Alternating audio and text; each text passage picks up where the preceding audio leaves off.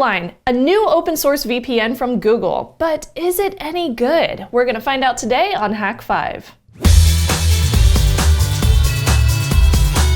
Oh, I don't remember how to intro the show. It's been forever. I do. You come in, you say, hello and welcome to Hak5. My name is Darren Kitchen. My name is Shannon Morris. It's your weekly dose of technolust. I got it. It's been a while. Yeah, I mean, we haven't had bricks since the firehouse. Yeah, it's been a long time. Yeah, real. I like this, though. I like the real brick background. It's super fancy. I love the time lapse you did. Oh, thank you. Yes. Yeah, I was proud of that. I wish I had the GoPro there the entire time that we were installing everything. Oh, right. Well, check out my vlog with Perrin. We got this place lit. Yeah, I included some of your footage actually in the timeline too, the time lapse. If you guys haven't been following along for a while, Hak5 moved to Oakland, and we're also having a meetup on the 29th. So if you're watching this before March 29th, 2018, join us. Yay! If not, see you next time. That reminds me, I was walking down the street the other day, just going to BART, and I passed these two dudes, and one of them went, Hak5, and I turned around, and then he went, Hak5? And I said, yeah, and he goes, you got good stuff, and then he walked on. So if that was you, sir, it was really nice to have somebody cool. recognize me from the shows.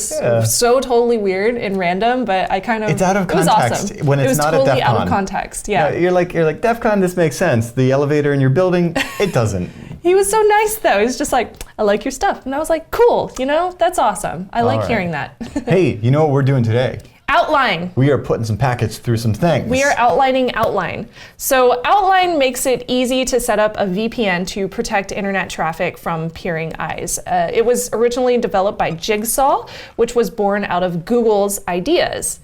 Similar to other VPN implementations, it secures the traffic between two different endpoints, like between your phone or a laptop and a server that you host yourself in the cloud. So that way nobody is eavesdropping in between those 2 points, and they won't see anything of value. Yeah, it's usually just like garbage. You're like, hey, I'm just gonna, protect my data in transit between me and whatever I've got in the cloud. So when I'm on the public Wi-Fi or the airplane Wi-Fi or whatever have you, I'm like, fine, sniff this encrypted garbage. So Outline is targeting this to journalists specifically, but really everybody should be privacy conscious enough to use one. Personally, we are not a fan of saying a third party for such a service or paying for a third party for such a service and hoping that they are telling the truth when it comes to their network policies, because we all know that doesn't necessarily happen every time. Like, maybe they keep logs, even though they say they don't keep logs in their policies and stuff like that. And in Soviet Russia, Bear says logs keep you. Very classic with the shirt there. There was no intention of that actually. That was serendipitous. No. And plenty of these hosted solutions have been caught breaking those promises to users. So if you are like us, you probably want something that you can roll your own. And from the looks of it, Outline may actually be a good solution. Yeah, I mean, basically, Outline is actually a kind of an audited version of ShadowSox with, basically they did an independent review from the InfoSec group Radical Open Source. Those guys are pretty cool. They're out of the Netherlands where awesome hackers live. And if you're familiar with ShadowSox, well, it's pretty much a secure SOX 5 proxy. Cool. Now, we have not covered ShadowSox specifically on Hak5, but we have covered SOX 5 proxies using SSH on episodes, let's see, it was 614, 1108, all the way through 1113. A lot so of season SSH 11, on that one. 1723 and 1724. So we have done plenty of episodes about SOX 5. Suffice it to say, SOX 5 is a really great proxy technology. So we are really keen to see what Google's Jigsaw has done with the same concept. Now, the benefits with ShadowSox is that it's super fast, it's cross-platform, open source, and it's really easy to set up as well, which Darren is going to show us. So the hope is that Outline should be basically the same, like nice and easy to set up. So let's find out, shall we? Right, indeed. So here's the thing, now it's similar to most client-server setups that you're probably familiar with. You've got a server, or what they call the Outline Manager, and then you've got your devices like your phone and your laptop and your tablet, and those are going to run the Outline client, as it were. And basically, they can communicate in between, everything in between those two things are encrypted. Right.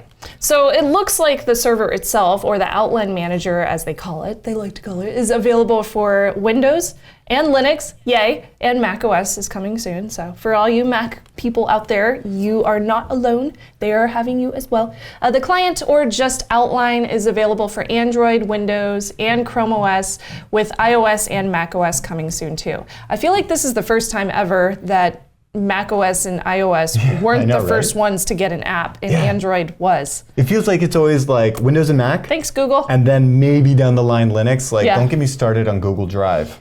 Or Adobe. Anyway.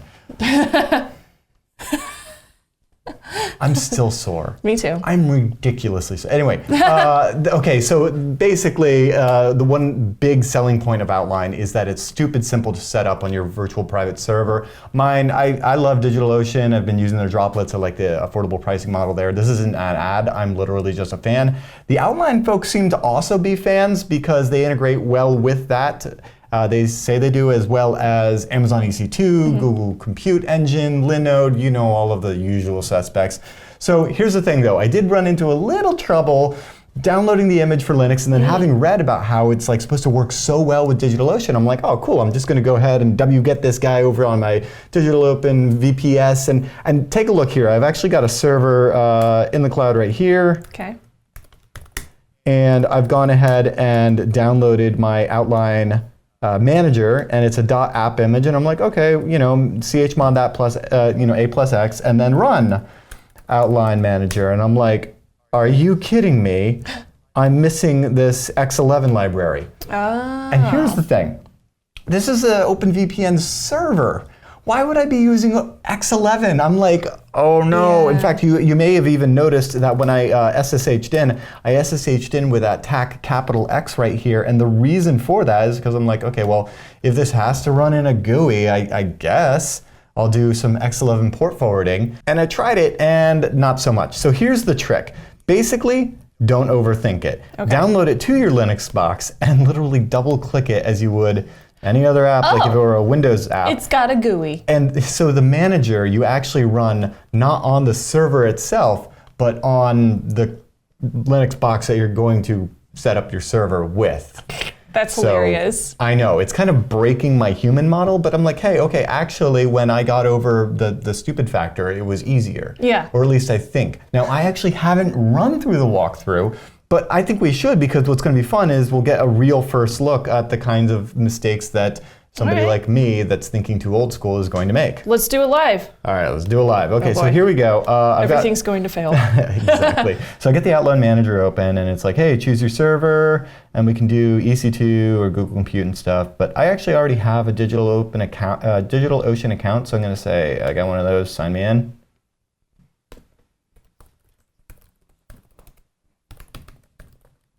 Everyone, his password is Kirby. Right? Just kidding. Hang on. Got to remember my password, and I'm pretty sure of that. Okay, hey. Okay, two things about this. One, I think is pretty awesome that that it supports the two-factor authentication. I'm pulling out my 2FA app here to get into that. And two, it does feel really weird logging into my DigitalOcean account on some app. I'm putting a lot of trust in Google right now for that. I can imagine that if this were the norm, you know, there's all sorts of opportunities for phishing here. But then again, we're talking about people that'll just run any Docker image that they find on the internet. There's already room for shenanigans. Okay, so 2FA code. Okay. All right, so I've got to authorize myself, authorize the application.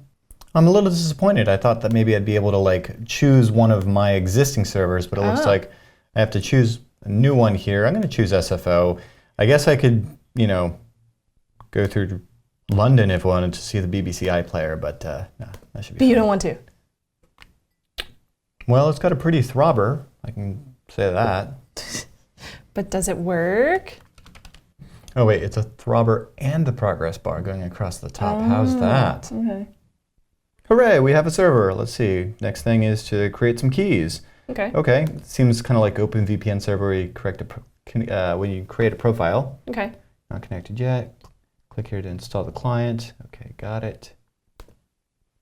All right. All right. My access key. We can add a new key. I can say like, hey, key for Shannon. Right, yeah.